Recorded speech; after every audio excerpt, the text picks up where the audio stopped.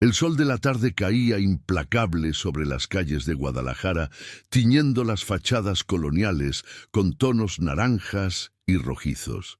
El calor de julio se pegaba a la piel como una segunda capa, haciendo que el aire vibrara sobre el pavimento irregular de la colonia Santa Tere. Era uno de esos días donde el tiempo parecía moverse más lento, donde incluso los perros callejeros buscaban la sombra de los árboles de jacaranda que bordeaban la avenida principal. En una casa modesta de 2 pisos, pintada de un amarillo descolorido por el tiempo y las lluvias, vivía la familia Morales. Desde afuera parecía una vivienda más del vecindario, ventanas con rejas decorativas, una pequeña maceta con geranios rojos en el alféizar y un portón de metal verde que chirriaba cada vez que alguien lo abría. Pero las paredes guardaban secretos que el sol no podía iluminar.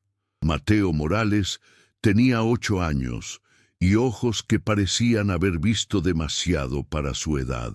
Eran marrones, casi negros, como los de su madre, pero en ellos había una tristeza que no correspondía a un niño que debería estar jugando fútbol con sus amigos o viendo caricaturas. Ese martes por la tarde, Mateo estaba sentado en la banqueta frente a su casa, abrazando sus rodillas contra el pecho, con su gastada playera de los Chivas cubriéndole apenas el torso delgado. Dentro de la casa podía escuchar la voz de Roberto, su padrastro, elevándose en un crescendo familiar y aterrador. «Eres una inútil, Elena. ¿Cuántas veces tengo que decirte cómo quiero las cosas?» La voz retumbaba contra las paredes, filtrándose a través de las ventanas cerradas. Mateo apretó más fuerte sus rodillas, cerrando los ojos con fuerza, como si ese simple gesto pudiera transportarlo a otro lugar. Cualquier lugar, menos ahí.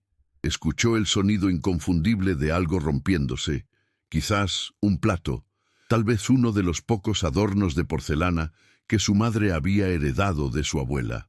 Cada sonido era una puñalada en su pequeño corazón. «Por favor, Roberto, cálmate.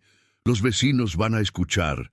La voz de su madre, Elena, era apenas un susurro suplicante, temblorosa y quebrada. «¿Y qué si escuchan? Esta es mi casa. Hago lo que quiero». Roberto había llegado borracho otra vez, con ese olor característico a cerveza barata y cigarros que anunciaba las peores noches. Mateo abrió los ojos cuando escuchó las lágrimas en la voz de su madre.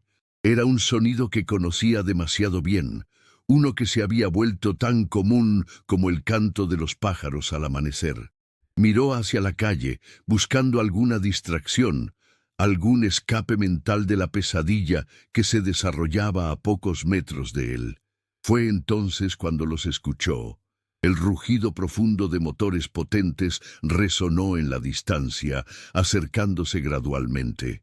Mateo levantó la vista y vio aparecer en la esquina un grupo de motociclistas. Eran 5, montados en Harleys y Hondas que brillaban bajo el sol vespertino. Los cascos reflejaban la luz, y las chaquetas de cuero negro llevaban parches bordados con símbolos de águilas y calaveras mexicanas, claramente de un club de motociclistas. El niño observó cómo se aproximaban en formación, con el líder adelante y los demás siguiéndolo en perfecta sincronía. Había algo en ellos que captó su atención, una presencia que irradiaba fuerza y determinación. No eran pandilleros ni delincuentes. Mateo podía sentir eso de alguna manera. Había en su porte una especie de código, de honor. El grupo disminuyó la velocidad al acercarse a un semáforo cercano. El líder, un hombre de unos 40 años con barba espesa y gris, gafas oscuras y un pañuelo rojo atado en la cabeza bajo el casco, giró ligeramente la cabeza en dirección a Mateo.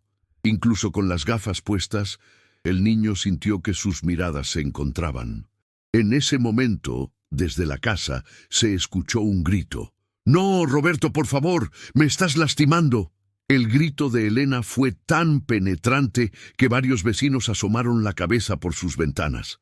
Mateo se puso de pie de un salto, con los puños apretados y lágrimas corriendo por sus mejillas. Su cuerpo entero temblaba, dividido entre el miedo paralizante y la desesperación absoluta. Los motociclistas habían detenido sus máquinas completamente. El semáforo había cambiado a verde, pero ninguno se movió. Todos habían escuchado el grito. El líder se quitó las gafas oscuras, revelando ojos color miel que miraban fijamente hacia la casa amarilla y luego hacia el pequeño niño en la banqueta. Algo dentro de Mateo se rompió. Toda la angustia acumulada durante meses, tal vez años, encontró una grieta por donde escapar. Sin pensar, sus piernas comenzaron a moverse. Corrió hacia los motociclistas con una urgencia desesperada, tropezando con sus propios pies, las lágrimas nublando su visión. «¡Señores, por favor!», gritó Mateo con voz quebrada, llegando hasta la motocicleta del líder. «¡Mi mamá!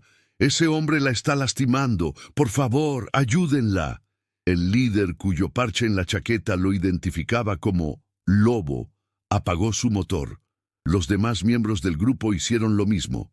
Un silencio tenso cayó sobre la calle, roto solo por el sonido distante del tráfico y los sollozos entrecortados del niño. Lobo se bajó de su motocicleta con movimientos calculados y se arrodilló frente a Mateo, poniéndose a su altura. De cerca, Mateo pudo ver que su rostro estaba marcado por cicatrices antiguas, pero sus ojos transmitían una calidez inesperada. «Tranquilo, chamaco. Respira hondo», dijo Lobo con voz grave pero gentil, con ese acento tapatío inconfundible. «¿Cómo te llamas?» «Mateo», logró articular el niño entre sollozos. «Mi mamá está ahí dentro. Él le pega. Siempre le pega. Y yo no puedo hacer nada. Soy muy pequeño». Otro grito resonó desde la casa, seguido del sonido de muebles cayendo. Lobo intercambió miradas con sus compañeros. Una mujer del grupo, de cabello largo, trenzado y ojos verdes intensos, se quitó el casco, revelando facciones indígenas marcadas y hermosas. Su parche decía «Xochitl». «Ese cabrón se está pasando», murmuró ella con furia contenida en su voz. Un hombre más joven, de no más de 25 años, con tatuajes tribales en los brazos, se acercó. Su parche decía Jaguar. «¿Qué hacemos, Lobo? No podemos ignorar esto», dijo señalando hacia la casa con la barbilla. Lobo mantuvo su atención en Mateo, quien lo miraba con ojos suplicantes, con toda la esperanza del mundo depositada en esos extraños que el destino había puesto en su camino. «¿Tu papá?», preguntó Lobo suavemente. «No es mi papá», respondió Mateo con amargura. «Es Roberto. Mi papá verdadero murió hace 3 años, en un accidente de construcción. Roberto llegó después. Al principio era bueno, pero luego cambió. Toma mucho alcohol y se pone violento. Mi mamá dice que no podemos irnos porque no tenemos a dónde ir. Ella trabaja limpiando casas, pero no gana mucho. Y Roberto, él la amenaza. Dice que si lo deja, nos va a encontrar». La mandíbula de Lobo se tensó. Conocía ese tipo de historias demasiado bien. Había visto suficiente violencia y abuso en su vida, tanto que había decidido usar su posición como líder del club Hermanos del Camino para ayudar cuando podía. No eran ángeles, pero tampoco eran demonios. Eran hombres y mujeres que habían encontrado en la carretera una hermandad, un propósito que iba más allá de simplemente rodar. Desde la casa la voz de Roberto rugió nuevamente. «Te voy a enseñar a respetarme, maldita». Lobo se puso de pie, su decisión tomada. Miró a sus compañeros, cada uno de ellos asintiendo en silencio. Conocían las reglas. No involucrarse en asuntos ajenos, evitar problemas con la ley, pero había líneas que no se podían cruzar, principios que eran más importantes que cualquier regla. «Mateo», dijo Lobo, poniendo una mano grande y callosa sobre el hombro del niño, «vamos a ayudar a tu mamá. Pero necesito que te quedes aquí con Xochitl. ¿Puedes hacer eso?». Mateo asintió frenéticamente, limpiándose las lágrimas con el dorso de la mano. Sí, señor, pero por favor no dejen que le haga daño. No lo haremos, prometió Lobo, con una determinación férrea en su voz. Xochitl se acercó y tomó la mano de Mateo, alejándolo suavemente de la escena. Lobo miró a sus 3 compañeros restantes. Jaguar, un hombre mayor y calvo llamado Águila, y un tipo fornido con barba rojiza llamado Oso. «Hermanos, ustedes saben lo que esto significa», dijo Lobo en voz baja. «Podría haber consecuencias. Si alguien quiere quedarse fuera, lo entiendo». Águila soltó una risa seca. «Después de 20 años rodando juntos, ¿crees que voy a dejarte entrar solo? Ni madres». Oso se tronó los nudillos. «Ese pendejo necesita una lección de respeto. Yo me apunto». Jaguar simplemente asintió, sus ojos oscuros brillando con determinación. Lobo sonrió levemente. Sabía que podía contar con ellos. Juntos, los 4 hombres caminaron hacia la casa amarilla. El portón verde estaba entreabierto, chirriando con el viento ligero que comenzaba a soplar, como si la misma casa estuviera respirando con dificultad. Antes de entrar, Lobo se detuvo y miró hacia atrás. Mateo estaba con Xochitl, aferrado a su mano, observándolos con ojos llenos de miedo y esperanza. El niño levantó su mano libre en un gesto pequeño, casi imperceptible, pero que para Lobo significaba todo. Era una súplica, una bendición, una oración. Lobo asintió una vez, girándose hacia la puerta. «Vamos», dijo simplemente. Y con eso, los 4 motociclistas cruzaron el umbral hacia el interior de la casa, donde los sonidos de la violencia continuaban resonando. El sol comenzaba a descender más en el horizonte, proyectando sombras largas que se extendían como dedos oscuros sobre la calle. Los vecinos observaban desde sus ventanas, algunos con teléfonos en mano, listos para llamar a la policía si era necesario. Pero todos se quedaron en silencio, esperando, conteniendo la respiración colectivamente. Algo estaba a punto de cambiar en esa casa amarilla. Algo estaba a punto de romperse o, quizás, de comenzar a sanar. Mateo cerró los ojos y por primera vez en mucho tiempo rezó en silencio. No a un santo específico, ni a la Virgen de Guadalupe como le había enseñado su abuela. Simplemente rezó al universo, a quien quisiera escuchar, que esos hombres en sus motocicletas pudieran hacer lo que él, un niño de 8 años, no había podido: salvar a su madre. El viento sopló más fuerte, levantando pequeñas nubes de polvo en la calle. Y en ese momento, desde el interior de la casa, se escuchó una voz nueva, profunda y firme. «¡Aléjate de ella! ¡Ahora!». Era la voz de Lobo. El rescate había comenzado. El interior de la casa Morales era un reflejo de la vida que se vivía ahí. Paredes con pintura descascarada, muebles viejos, pero cuidados con esmero, y fotografías familiares colgadas en marcos baratos que intentaban dar un toque de hogar a un espacio que había perdido su calidez. El olor a comida recién cocinada, mezclado con cerveza rancia y humo de cigarro, creaba una atmósfera sofocante. Cuando Lobo, Águila, Oso y Jaguar encontraron la escena en la sala.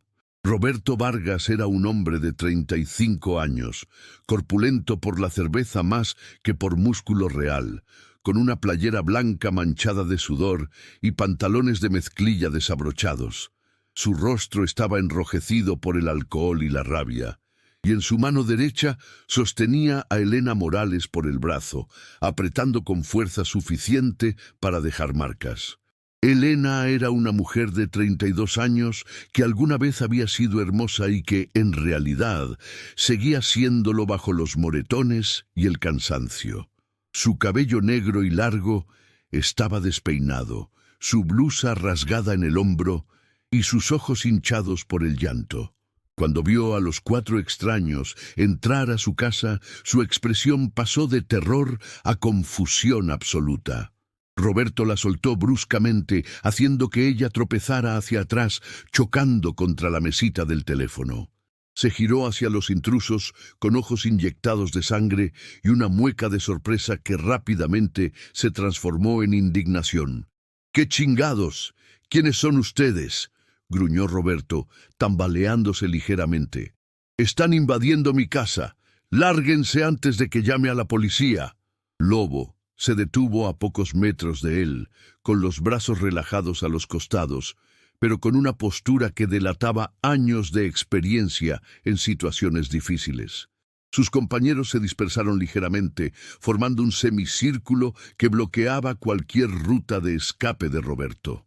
—No vamos a llamar a nadie —dijo Lobo con voz calmada pero firme—. Y tú tampoco. Lo que vas a hacer es alejarte de esa mujer y escuchar lo que tenemos que decirte. Roberto soltó una carcajada amarga, el aliento alcohólico haciendo que incluso a esa distancia se pudiera oler. ¿Quién te crees que eres? ¿Un héroe? Esto es entre mi mujer y yo, no es asunto suyo. Se volvió nuestro asunto cuando tu hijastro salió llorando a la calle, rogándonos que salváramos a su madre, intervino Águila, su voz ronca por años de fumar y gritar sobre el rugido de las motocicletas. Ese niño nos miró con los ojos más tristes que he visto. Así que sí, ahora es nuestro asunto. Elena, quien se había encogido contra la pared, miró hacia la puerta con horror y comprensión. Mateo, susurró, su voz quebrándose. ¿Dónde está Mateo? Está afuera, señora. Está bien. Está con una de nosotros, respondió Jaguar con gentileza sin apartar la vista de Roberto. No tiene que preocuparse por él ahora. Roberto dio un paso amenazador hacia Lobo, inflando el pecho en un intento patético de parecer intimidante. Yo soy el hombre de esta casa. Lo que haga o deje de hacer aquí es mi puto derecho. Elena es mi mujer, y si necesita disciplina, yo se la doy. Así funcionan las cosas en una familia de verdad. La furia centelleó en los ojos de Lobo, pero su voz se mantuvo controlada. Había aprendido hacía mucho tiempo que la violencia sin control solo traía más problemas. La violencia calculada, sin embargo, a veces era necesaria. Elena no es tu propiedad, dijo Lobo dando un paso adelante.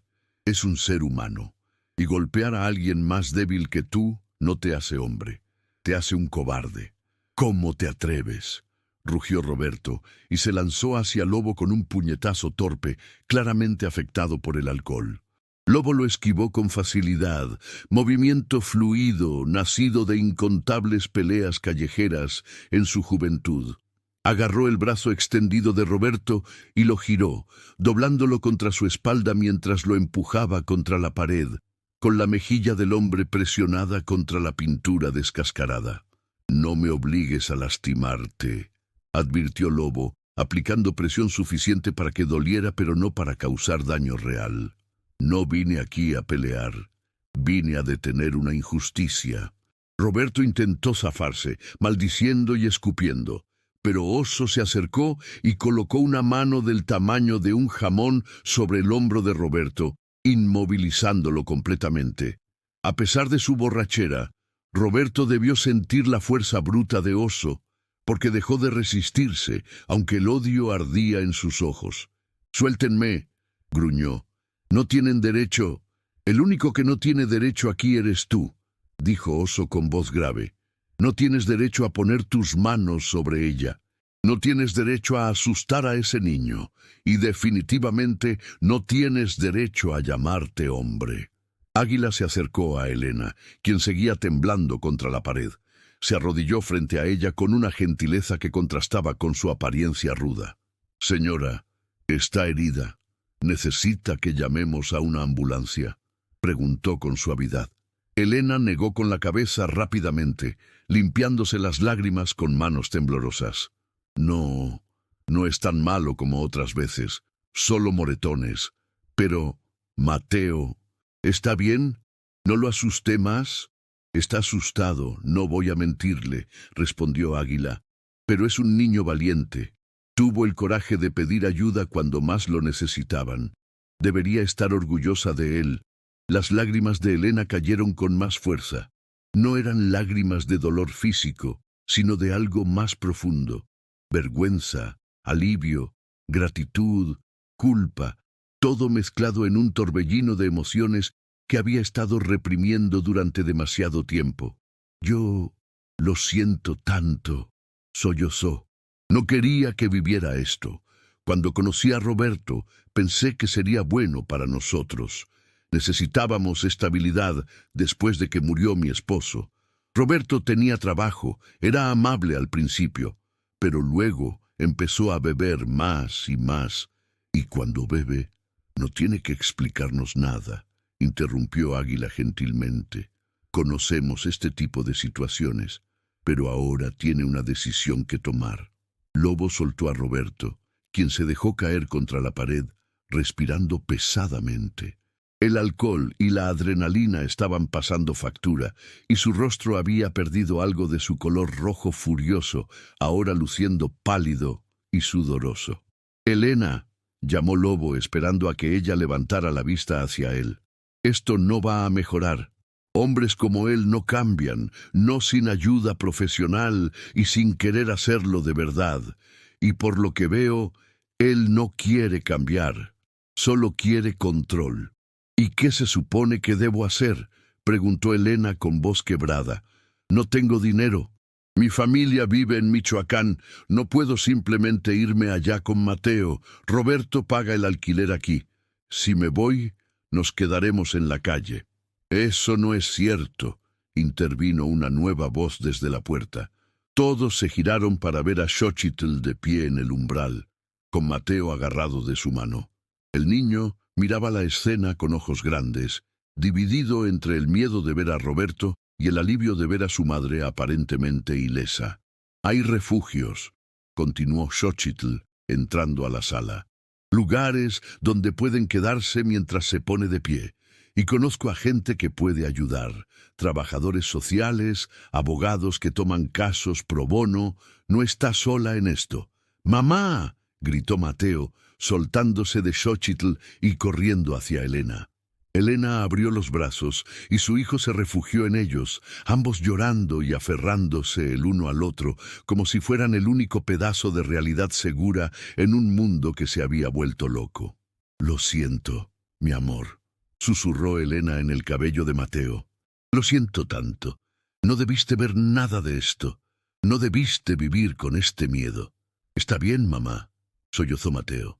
«Está bien. Pero por favor, no dejemos que vuelva a pasar. Por favor, vámonos de aquí». Roberto, quien había estado en silencio, de repente cobró vida de nuevo.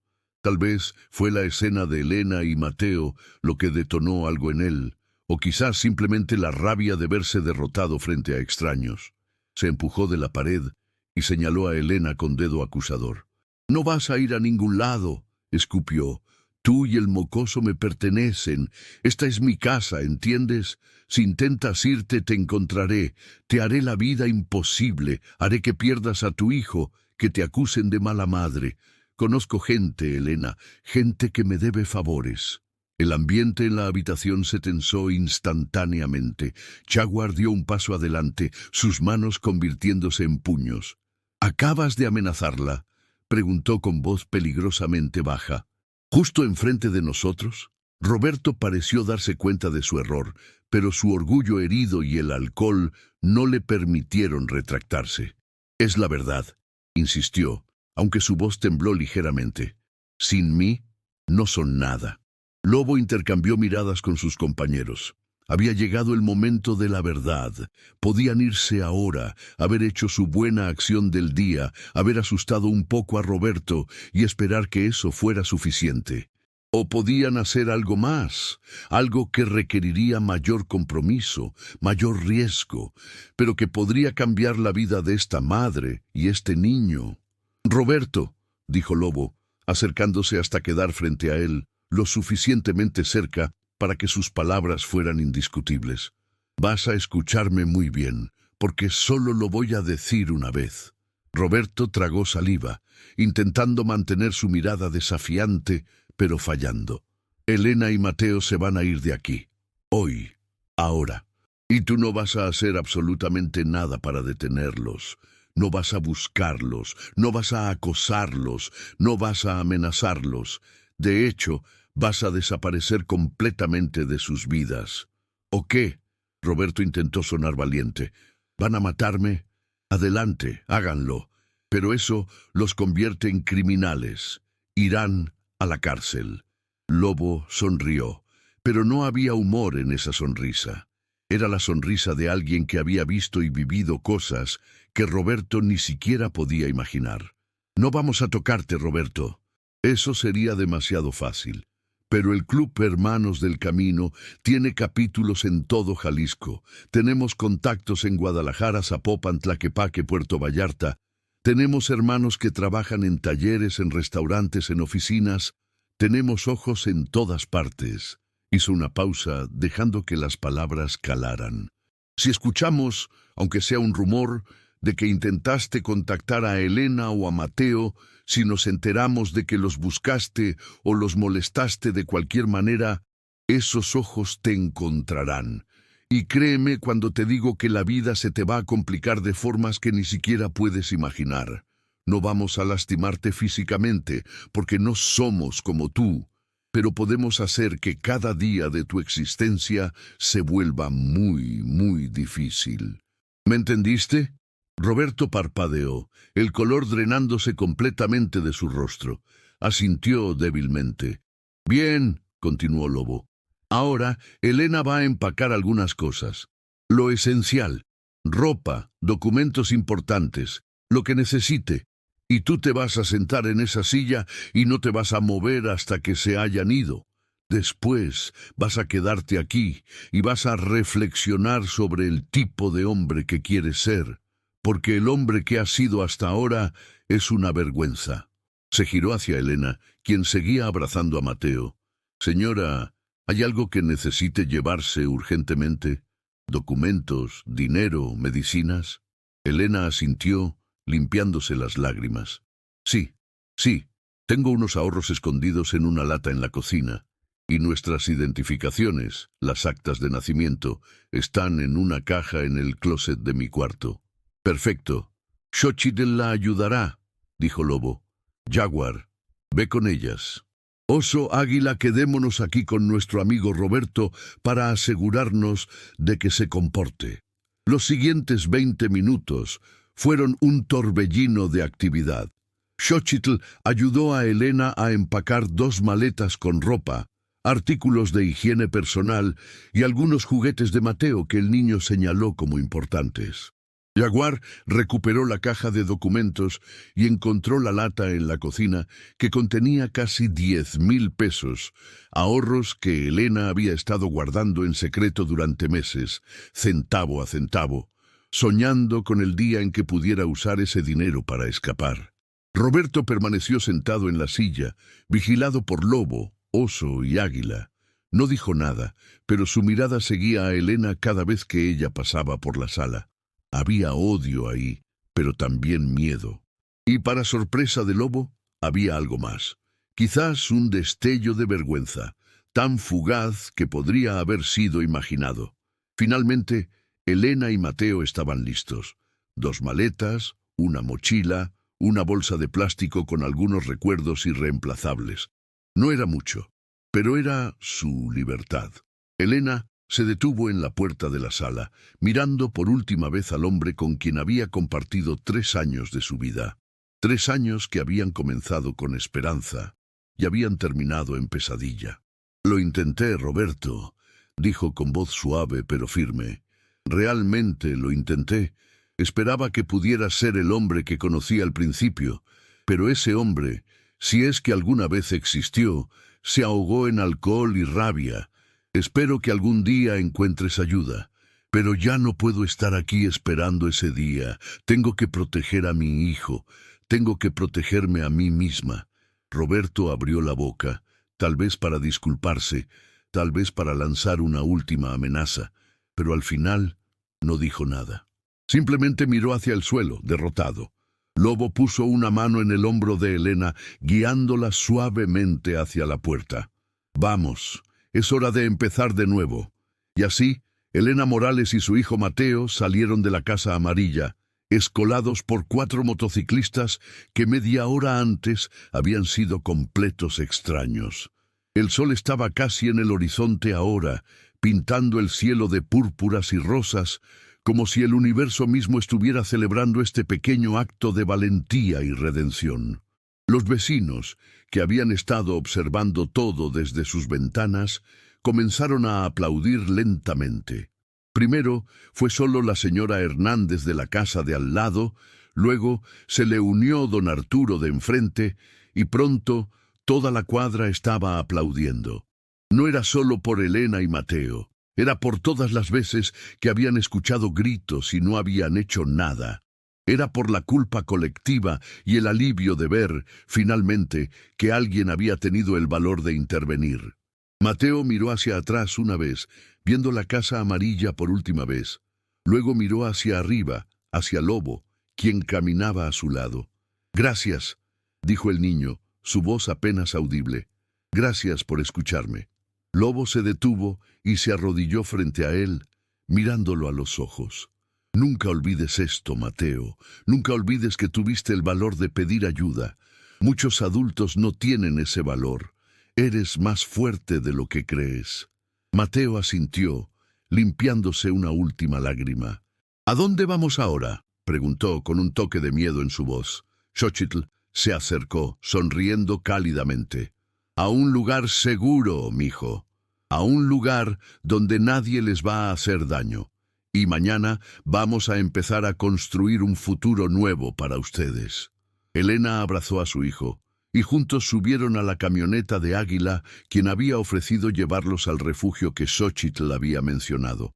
Los motociclistas los seguirían en sus máquinas, formando una procesión protectora a través de las calles de Guadalajara, mientras el sol se ponía y las luces de la ciudad comenzaban a titilar como estrellas terrestres. En la Casa Amarilla, Roberto Vargas se quedó sentado en su silla durante mucho tiempo después de que todos se fueran. La casa estaba silenciosa ahora, un silencio que de alguna manera era más pesado que todos los gritos y violencia que había presenciado. Miró sus manos, manos que habían lastimado a alguien que una vez prometió amar y proteger. Por primera vez en años, Roberto Vargas lloró. El refugio para mujeres Casa de Esperanza estaba ubicado en una zona tranquila de Zapopan, escondido tras altos muros y portones discretos que no llamaban la atención. Era una casa grande, de 2 pisos, pintada de colores cálidos y con un jardín interno donde crecían bugambilias fucsia y naranjas, dándole un toque de vida y color a un lugar que albergaba historias tan oscuras como las que Elena llevaba consigo. Cuando llegaron esa noche, ya eran casi las 9. Xochitl tocó el timbre con un patrón específico, y después de unos momentos, una mujer de unos 50 años, con cabello corto gris y anteojos colgando de una cadena en su cuello, abrió la puerta. Se llamaba Lucía Ramírez y había fundado Casa de Esperanza 15 años atrás, después de escapar ella misma de una situación similar a la de Elena. «Xochitl, mija», saludó Lucía con calidez, abrazando a la motociclista. «Me llamaste hace media hora. Ya preparamos una habitación».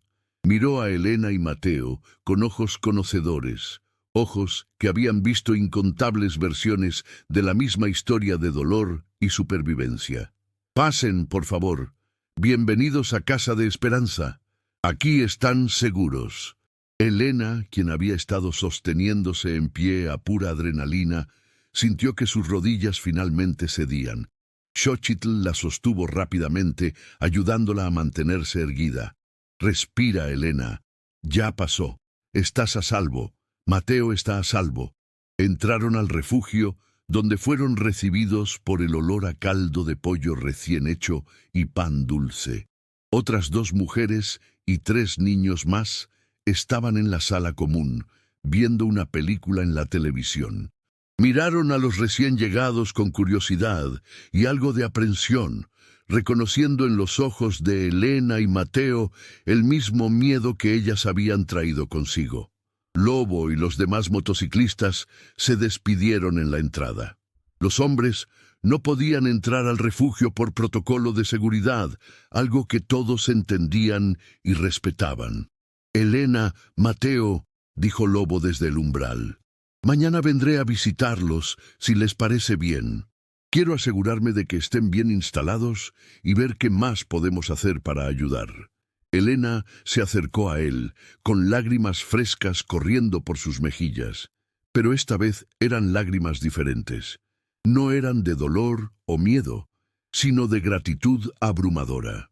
«No sé cómo agradecerles», dijo con voz temblorosa.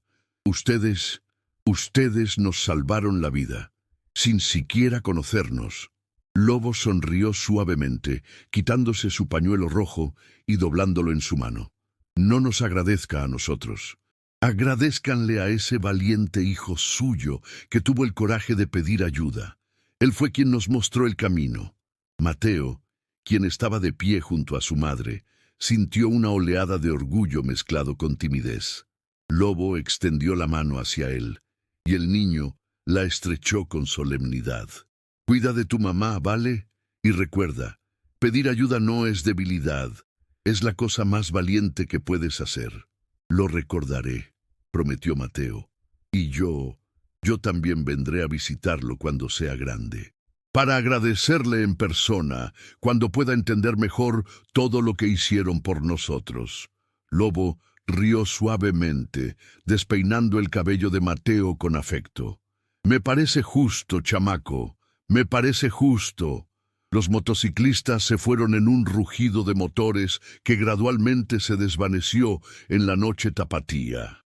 Elena y Mateo se quedaron en el umbral, observando hasta que las luces traseras de las motocicletas desaparecieron en una esquina. «Vamos», dijo Lucía gentilmente, tomando una de las maletas. «Déjenme mostrarles su habitación. Deben estar exhaustos». La habitación era pequeña, pero acogedora. 2 camas individuales con sábanas limpias, un pequeño closet, una cómoda y una ventana con cortinas amarillas que daban al jardín interno. Había dibujos de niños pegados en las paredes, soles, arcoíris, familias felices sostenidas de la mano. Arte infantil que representaba esperanza cuando el mundo adulto parecía demasiado oscuro. «El baño está al final del pasillo», explicó Lucía. «Compartido, pero hay un horario para que todos tengan su privacidad. El desayuno es a las 8, la comida a las 2 y la cena a las 7. Si necesitan algo durante la noche, mi habitación es la primera a la izquierda en la planta baja. No duden en tocar». Elena asintió, dejando caer su maleta en el suelo y sentándose en una de las camas. Mateo se sentó junto a ella, acurrucándose contra su costado. «¿Tiene hambre?», preguntó Lucía. «Hay caldo y pan dulce en la cocina. O si prefieren descansar, eso también está bien. Creo que solo necesitamos un momento», respondió Elena con voz cansada. «Gracias, Lucía, por todo esto». Lucía asintió con comprensión. «Tómense todo el tiempo que necesiten. Mañana hablaremos de los siguientes pasos.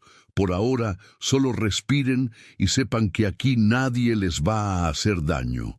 Cuando Lucía se fue, cerrando la puerta suavemente tras ella, Elena finalmente permitió que todas las emociones contenidas durante años se desbordaran.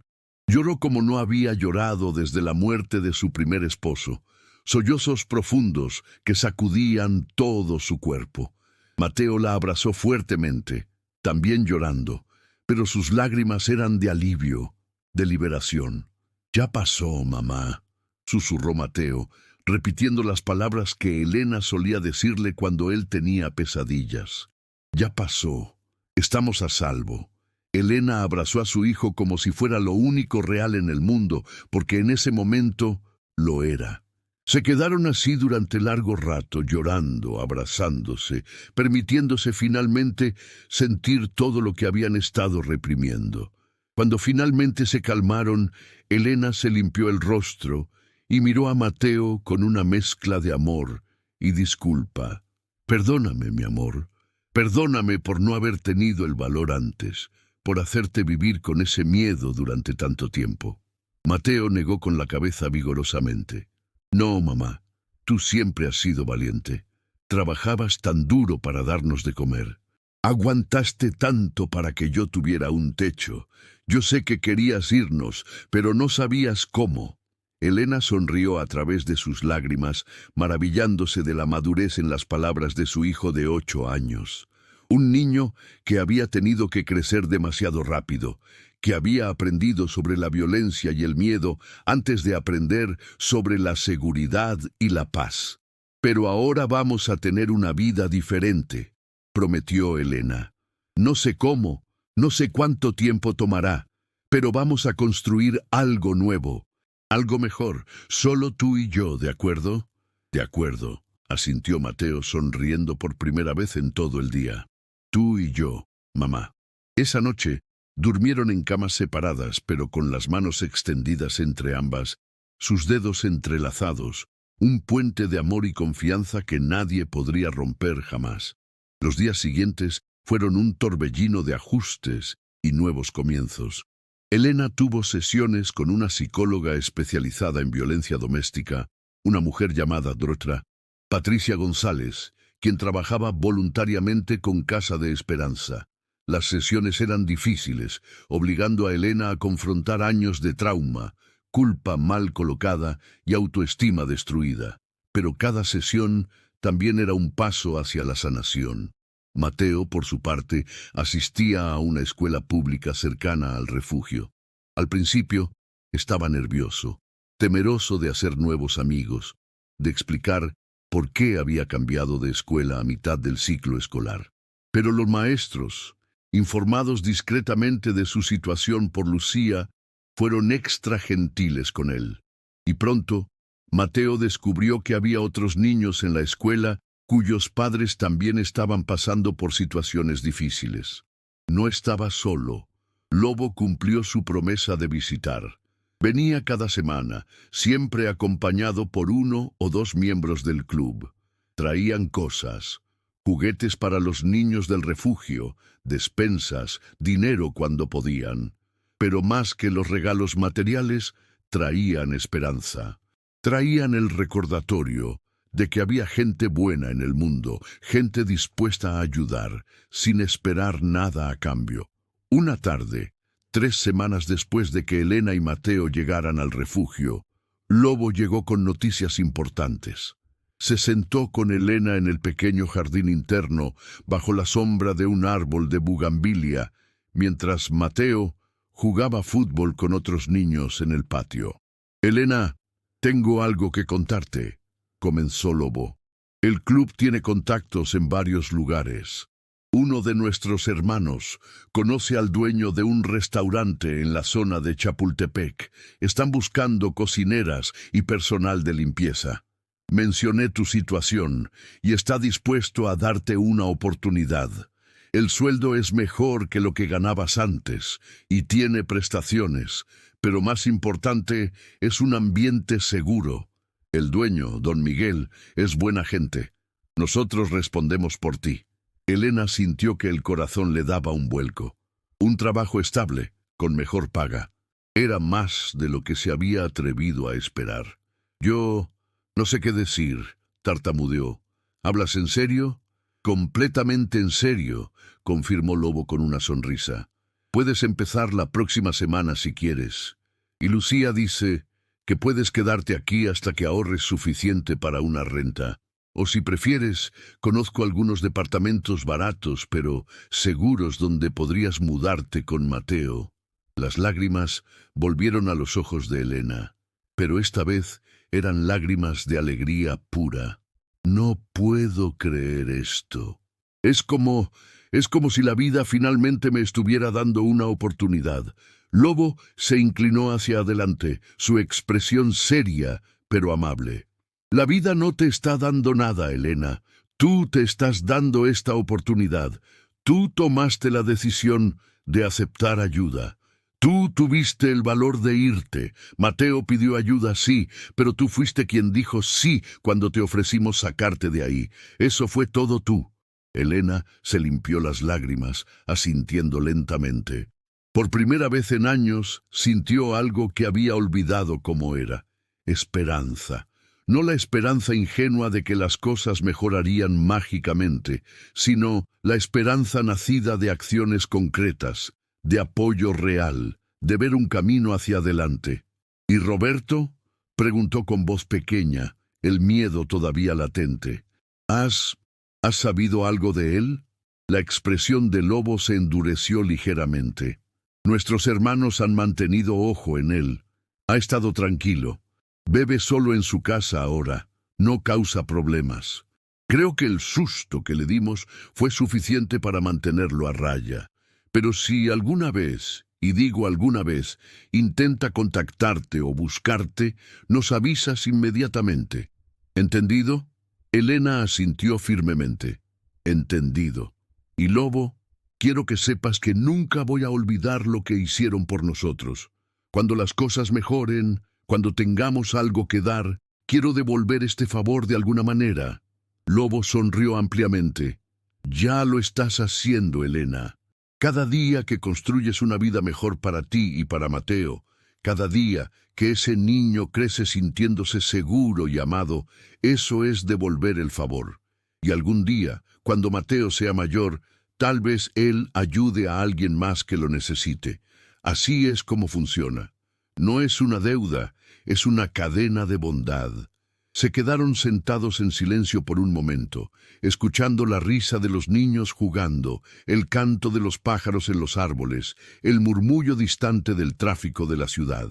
Eran sonidos ordinarios, sonidos mundanos, pero para Elena sonaban como una sinfonía de normalidad, de paz, de posibilidad. Mateo corrió hacia ellos, sudoroso y sonriente, con el balón bajo el brazo.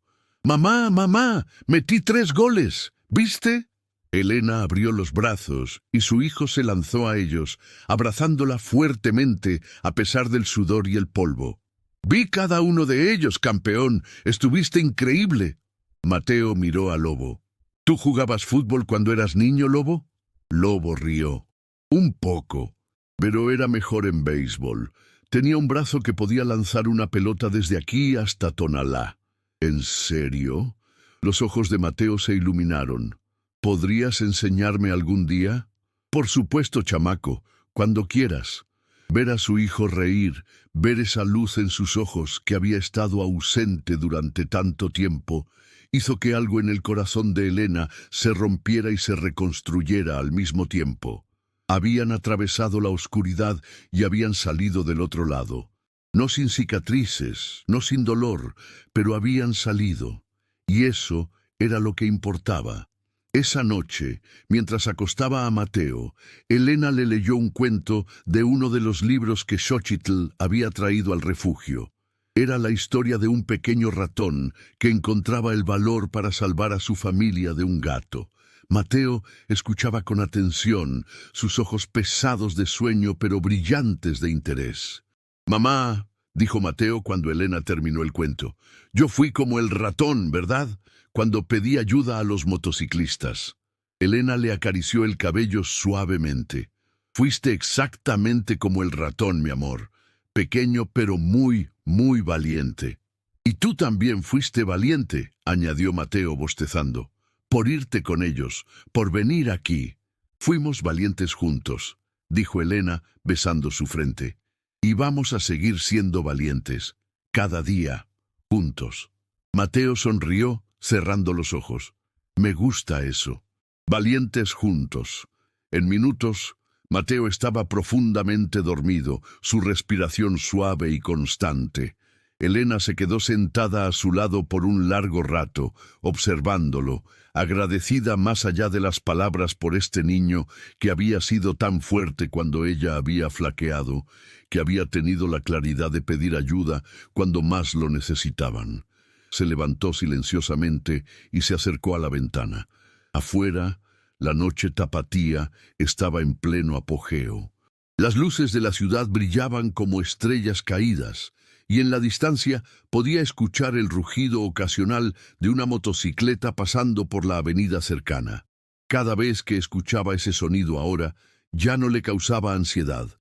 En cambio, le recordaba que había ángeles en el mundo, ángeles con chaquetas de cuero y motocicletas ruidosas que aparecían cuando más se les necesitaba. Elena puso su mano sobre el vidrio de la ventana, sintiendo el fresco de la noche. Gracias, susurró al universo, a los motociclistas, a Mateo, a sí misma. Gracias por esta segunda oportunidad. Y con eso se fue a dormir, lista para el siguiente capítulo de su vida. Un capítulo que ella misma escribiría, con páginas en blanco, esperando ser llenadas con historias de esperanza, crecimiento y amor. 6 meses habían pasado desde aquella tarde transformadora en julio. Ahora era enero, y Guadalajara estaba en pleno invierno tapatío, con noches frescas y días soleados que traían una brisa agradable después del calor sofocante del verano pasado. Elena Morales caminaba con paso ligero por las calles de Chapultepec, con su uniforme de trabajo impecable bajo un suéter ligero. El restaurante El Sazón de Jalisco, donde trabajaba, estaba a solo 2 cuadras de su nuevo departamento. Un modesto 2 habitaciones en el segundo piso de un edificio antiguo pero bien mantenido. El alquiler era razonable, el vecindario era seguro, y por primera vez en años, Elena sentía que realmente tenía un hogar, no solo un lugar donde dormir. Mateo iba a su lado, con su mochila nueva a la espalda, llena de libros y útiles escolares. Había crecido varios centímetros en los últimos meses y su rostro había recuperado esa redondez infantil que el estrés había erosionado. Sus ojos ya no tenían esa sombra de miedo constante. Ahora brillaban con la curiosidad y la energía propias de un niño de 9 años. «Mamá, ¿recuerdas que hoy es el evento del club?», preguntó Mateo con entusiasmo. «Lobo dijo que sería especial». Elena sonrió. «Por supuesto que lo recuerdo. Por eso voy a salir temprano del trabajo. Don Miguel ya me dio permiso. Los Hermanos del Camino organizaban cada mes un evento de caridad en diferentes comunidades de Guadalajara. Repartían comida, organizaban actividades para niños y ofrecían información sobre recursos comunitarios. Este mes habían elegido la colonia Santa Tere, el mismo vecindario donde había ocurrido el rescate 6 meses atrás.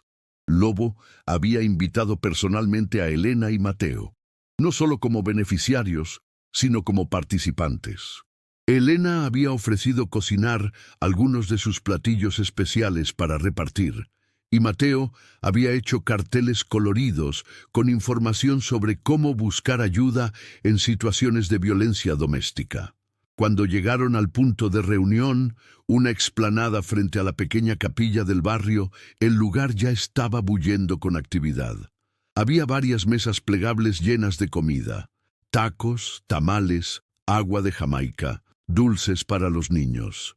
Un grupo de músicos locales tocaba música tradicional jalisciense y niños corrían entre las mesas, riendo y jugando. Las motocicletas estaban estacionadas en formación perfecta a un lado de la explanada. Hoy no eran solo máquinas de transporte, eran símbolos. Símbolos de hermandad, de ayuda comunitaria, de que la rudeza exterior podía esconder corazones de oro. Lobo estaba en el centro de todo, organizando a la gente, asegurándose de que todo funcionara sin problemas. Cuando vio a Elena y Mateo acercarse, su rostro se iluminó con una sonrisa genuina. «Elena, Mateo, qué bueno que llegaron», saludó estrechando la mano de Elena y despeinando el cabello de Mateo con afecto fraternal. «Elena, tu comida está causando sensación. Ya se acabaron 2 charolas de tus enchiladas». Elena se sonrojó con orgullo. «Me alegra poder contribuir. Después de todo lo que han hecho por nosotros, es lo mínimo». «No es lo mínimo», corrigió Lobo gentilmente. «Es mucho, y significa mucho verlos aquí, fuertes y felices». Xochitl se acercó, con su característico cabello trenzado y una amplia sonrisa. Mateo, ven, necesito tu ayuda con la mesa de juegos para niños. Águila está intentando armar un jenga y está haciendo un desastre. Mateo rió y corrió con Xochitl, dejando a Elena y Lobo momentáneamente solos. ¿Cómo has estado realmente?, preguntó Lobo, su tono más serio. Y no me digas bien solo porque es lo que se dice. Quiero saber de verdad. Elena suspiró, pero no era un suspiro de tristeza, sino de reflexión. La verdad es que estoy bien, de verdad. Hay días difíciles, claro. A veces tengo pesadillas. A veces Mateo se pone nervioso cuando alguien levanta la voz, incluso si es por accidente. Pero estamos sanando. La terapia ha ayudado mucho. Y tener un trabajo estable, un lugar propio, eso hace toda la diferencia. ¿Y Roberto? ¿Algún problema? Elena negó con la cabeza. Nada. Es como si hubiera desaparecido de nuestras vidas. Y está bien así. He aprendido que no necesito su aprobación, su presencia, ni siquiera su disculpa para seguir adelante. Mi vida es mía y la de Mateo es suya. Eso es lo único que importa. Lobo asintió con aprobación. Esa es una lección que a muchos les toma toda una vida aprender. Me alegra que la hayas aprendido. Hubo un momento de silencio cómodo entre ellos, observando la actividad a su alrededor. Familias compartiendo comida, niños jugando sin preocupaciones, músicos tocando con pasión. Era una escena de comunidad pura, de gente ordinaria haciendo cosas extraordinarias simplemente por el acto de ayudar. Lobo, dijo Elena de repente, nunca te he preguntado, ¿por qué lo hiciste? Digo, sé que eres buena persona y todo, pero ese día pudieron simplemente pasar de largo. Era más fácil, más seguro. ¿Por qué decidieron detenerse? Lobo miró hacia el horizonte, hacia las montañas que rodeaban Guadalajara, visibles a la distancia. Hace muchos años, comenzó con voz tranquila. Cuando tenía unos 18, vivía en una situación similar a la de Mateo. Mi padrastro era violento con mi madre. Yo era joven, estúpido, lleno de rabia. No sabía cómo ayudar. Un día traté de defenderla y mi padrastro me golpeó tan fuerte que terminé en el hospital. Elena contuvo el aliento, escuchando con atención.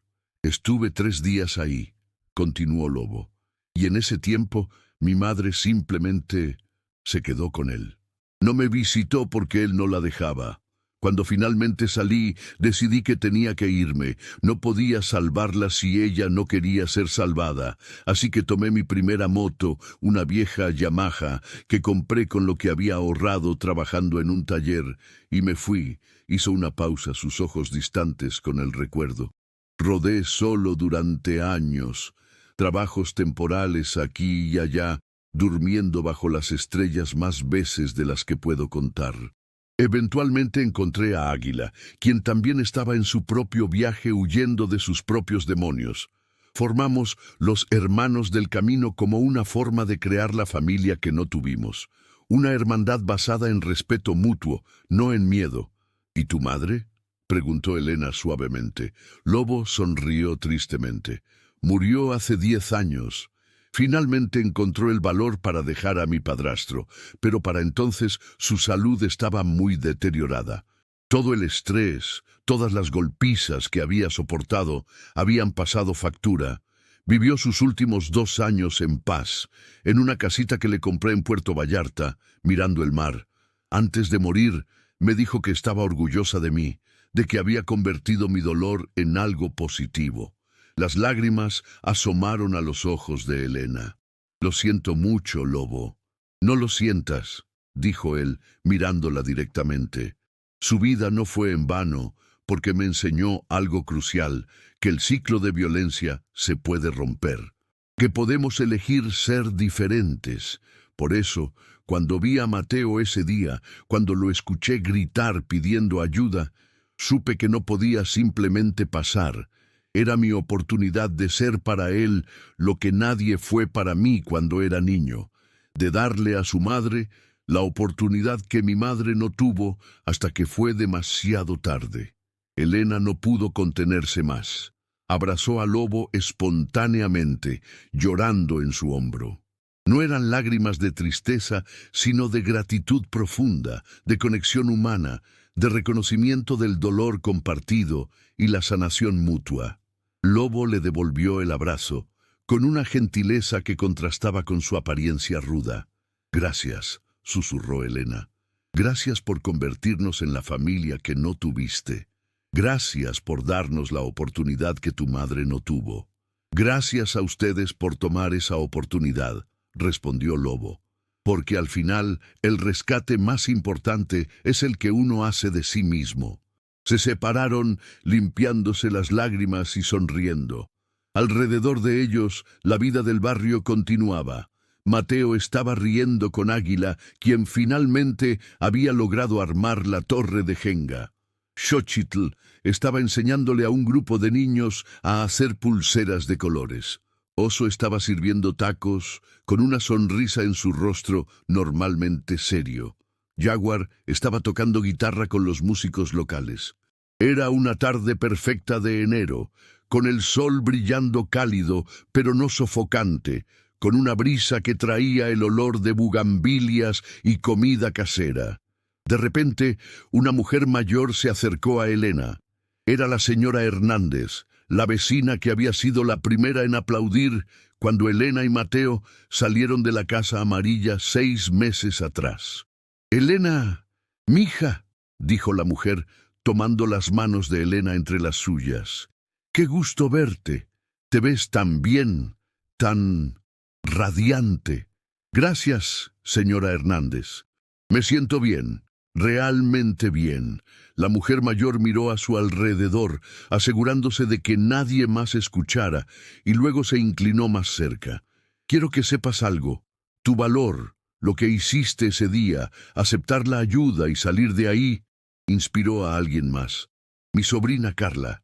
Ella también estaba en una situación así, y cuando te vio salir, cuando vio que era posible, ella también encontró el valor. Ahora está en Casa de Esperanza con sus 2 niños. Está empezando de nuevo, tal como tú». Elena sintió que el corazón se le llenaba. Su historia, su decisión, había tenido un efecto dominó que ni siquiera había imaginado. «No sabía», comenzó a decir. «No podías saber», interrumpió la señora Hernández. «Pero ahora lo sabes, y quiero que sepas que hay más. Otras mujeres en el vecindario que están considerando dar ese paso, que están viendo que hay vida después de la violencia. Tú les diste esperanza, mija. Tú y ese valiente hijo tuyo». La mujer se alejó, perdiéndose entre la multitud, dejando a Elena parada ahí, abrumada por la revelación. Lobo, quien había escuchado parte de la conversación, puso una mano en su hombro. «¿Ves? La cadena de bondad de la que hablé. Ya está funcionando». Elena miró hacia donde Mateo estaba jugando, riendo, siendo simplemente un niño sin el peso del mundo sobre sus hombros. Pensó en Carla, a quien apenas conocía, pero que ahora estaba en su propio viaje hacia la libertad. Pensó en todas las mujeres y niños que podrían encontrar el valor gracias a una historia de esperanza, gracias a ver que era posible escapar, empezar de nuevo, vivir sin miedo. «Quiero hacer más», dijo Elena de repente con una determinación férrea en su voz. «Quiero voluntariar en Casa de Esperanza. Quiero hablar con otras mujeres que están donde yo estaba. Quiero que sepan que no están solas». Lobo sonrió ampliamente. «Lucía estaría encantada de tenerte, y sé que Xochitl también. De hecho, estábamos hablando de empezar un programa de mentoras. Mujeres que han pasado por situaciones de violencia doméstica y han salido adelante, guiando a otras que están en el proceso. ¿Te interesaría?» «Me interesaría mucho», respondió Elena sin dudar. «Es lo que debería hacer. Es como puedo devolver todo lo que ustedes me dieron». «Entonces está decidido», dijo Lobo. «Te conectaré con Lucía esta semana. Vamos a hacer esto oficial». El resto de la tarde pasó en un torbellino de actividad, conversaciones y conexiones humanas. Elena compartió su historia con varias mujeres que se acercaron tímidamente, buscando consejos, buscando esperanza. Cada vez que hablaba, se sentía más fuerte, más segura de que había tomado la decisión correcta. Cuando el sol comenzó a ponerse, pintando el cielo de naranjas y morados, los hermanos del camino comenzaron a empacar. Las familias se dispersaron, llevándose consigo comida extra, recuerdos de un día maravilloso, y la sensación de que pertenecían a algo más grande que ellos mismos. Mateo se acercó a Elena, cansado pero feliz. «Mamá, Lobo dice que la próxima vez puedo ayudar a lavar las motos. ¿Puedo?» Elena rió. «Por supuesto que puedes, mi amor, pero tendrás que esperar hasta el próximo mes». «Vale la pena», dijo Mateo con una sonrisa enorme. Lobo se acercó a ellos, con su pañuelo rojo ya atado de nuevo en su cabeza, listo para el viaje de regreso. «Fue un buen día», dijo simplemente. «Fue un excelente día», corrigió Elena. «Y Lobo, quiero que sepas algo. Tú y los hermanos del camino no son solo motociclistas para nosotros, son familia, la familia que elegimos, la familia que nos salvó. Siempre tendrán un lugar en nuestros corazones». Mateo asintió vigorosamente. «Sí, son como mis tíos en motocicletas, los mejores tíos del mundo». Lobo se arrodilló frente a Mateo, mirándolo a los ojos, como había hecho ese primer día. «Y tú y tu mamá son familia para nosotros también, chamaco. Nunca lo olvides. Y si alguna vez, en cualquier momento de tu vida, necesitas algo, lo que sea, solo tienes que llamarnos. ¿Entendido?» «Entendido», respondió Mateo, extendiendo su mano. Lobo la estrechó con solemnidad, sellando un pacto que iba más allá de las palabras. Los motores rugieron a la vida, llenando el aire vespertino con su sonido característico. Uno por uno, los hermanos del camino se pusieron en marcha, con Lobo a la cabeza, seguido por Xochitl, Águila, Oso, Jaguar y varios otros miembros del club que se habían unido a lo largo del día. Elena y Mateo se quedaron en la banqueta, despidiéndose con la mano mientras las motocicletas desaparecían en la distancia, sus luces traseras brillando como luciérnagas mecánicas en el crepúsculo. «Mamá», dijo Mateo tomando la mano de Elena, «¿alguna vez vamos a ver a Roberto otra vez?» Elena se tensó momentáneamente, pero luego se relajó. Era una pregunta legítima, y Mateo merecía una respuesta honesta. «No lo sé, mi amor. Tal vez algún día, tal vez nunca. Pero lo que sí sé es esto. Roberto ya no tiene poder sobre nosotros. Lo que nos hizo está en el pasado. Podemos recordarlo, podemos aprender de ello, pero no tiene que definir nuestro futuro. ¿Y si lo vemos, si él se enoja de nuevo?» La voz de Mateo tembló ligeramente. Elena se arrodilló frente a su hijo, poniéndose a su altura, exactamente como Lobo había hecho. «Entonces sabremos qué hacer. Tenemos números de emergencia, tenemos a los hermanos del camino, tenemos a Lucía y Casa de Esperanza. No estamos solos nunca más, pero más importante, ahora somos más fuertes, conocemos nuestro valor, y nadie, nunca más, podrá quitárnoslo». Mateo la abrazó fuertemente. «Te quiero, mamá, y yo te quiero a ti, mi valiente hijo, más de lo que las palabras pueden decir». Caminaron de regreso a su departamento, por calles que ya se sentían familiares, pasando por vecinos que los saludaban con sonrisas genuinas. Cuando llegaron, Elena preparó la cena, algo simple pero hecho con amor. Quesadillas y frijoles refritos, con un poco de salsa que hacía a partir de la receta de su abuela. Comieron juntos en su pequeña mesa, hablando sobre el día, sobre los amigos que Mateo había hecho, sobre los planes de Elena para empezar el programa de mentoras. Eran conversaciones ordinarias, el tipo de charlas mundanas que millones de familias tienen cada noche alrededor del mundo. Pero para Elena y Mateo, no había nada de ordinario en ello. Era extraordinario, era paz, era seguridad, era hogar. Después de cenar, después de que Mateo se bañara y se pusiera su pijama, después de leer juntos otro capítulo del libro que estaban compartiendo, Elena arropó a su hijo en su cama. «Dulces sueños, mi amor», susurró, besando su frente. «Mamá», murmuró Mateo, ya medio dormido. «Hoy fue un buen día, ¿verdad?» «Fue un día perfecto», respondió Elena. «¿Vamos a tener más días así?» Elena sonrió en la oscuridad de la habitación. «Vamos a tener muchos más días así, te lo prometo». Se quedó ahí hasta que Mateo estuvo completamente dormido, escuchando su respiración suave y constante. Luego salió silenciosamente de la habitación, dejando la puerta entreabierta como le gustaba a Mateo. En la pequeña sala de su departamento, Elena se paró frente a la ventana que daba a la calle. Era una noche tranquila en Guadalajara, con el murmullo distante del tráfico y el ocasional ladrido de un perro. Las luces de la ciudad parpadeaban como estrellas terrestres. En la distancia, muy lejos, podía escuchar el rugido familiar de una motocicleta. Sonrió, imaginando a Lobo y los demás de regreso en su taller, compartiendo cervezas, contando historias del día, planeando el próximo evento. Elena pensó en todo el camino que habían recorrido, desde aquella casa amarilla de pesadilla hasta este acogedor departamento de esperanza, desde el terror constante hasta la paz relativa, desde sentirse completamente sola hasta tener una red de apoyo sólida. No había sido fácil, había habido noches de lágrimas, días de duda, momentos de querer rendirse.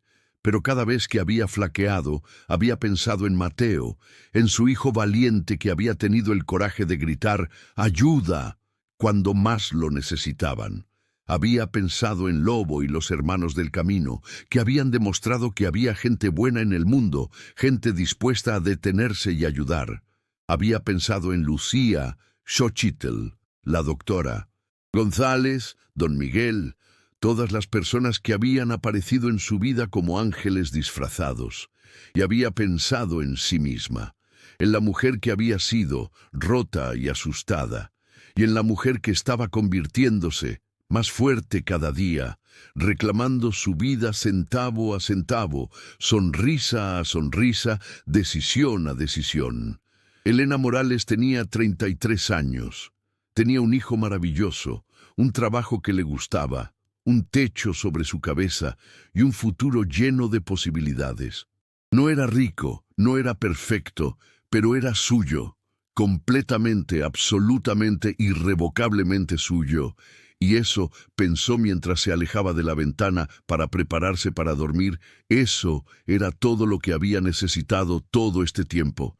Libertad, dignidad, esperanza, y la certeza absoluta de que el grito silencioso de un niño en una calurosa tarde de julio había sido escuchado, había sido respondido y había cambiado 2 vidas para siempre. No, se corrigió, más de 2 vidas. Porque cada vida que tocaban ahora, cada mujer que Elena ayudaría como mentora, cada niño que vería que era posible escapar de la violencia, todas esas vidas eran parte de un efecto dominó que había comenzado con un acto simple de bondad humana. Un niño que rogó, unos motociclistas que escucharon, una madre que encontró el valor y una comunidad que se unió. Esa noche Elena durmió profundamente, sin pesadillas, soñando con motocicletas rugiendo bajo un cielo estrellado, llevando esperanza a cada rincón de la ciudad. Y en algún lugar de Guadalajara, en un taller lleno de herramientas y motocicletas en distintas etapas de reparación, Lobo también dormía con una sonrisa en su rostro curtido, sabiendo que había honrado la memoria de su madre, que había roto el ciclo, que había hecho una diferencia. Los hermanos del camino rodarían de nuevo mañana. Siempre había alguien que necesitaba ayuda, y ellos siempre estarían listos para escuchar el grito. Fin. Palabras finales. Esta historia está inspirada en las miles de mujeres y niños que viven cada día con la sombra de la violencia doméstica. Si tú o alguien que conoces está en una situación similar, por favor, busca ayuda. No estás solo. Hay recursos, hay gente dispuesta a ayudar. Hay un camino hacia la libertad. En México, Línea Nacional contra la Violencia, 800-108-4053. Casa de Esperanza y refugios similares existen en todo el país. Pedir ayuda no es debilidad. Es el acto más valiente que puedes hacer, dedicado a todos los que tuvieron el valor de escapar y a todos los que ayudaron a alguien a escapar. Ustedes son los verdaderos héroes.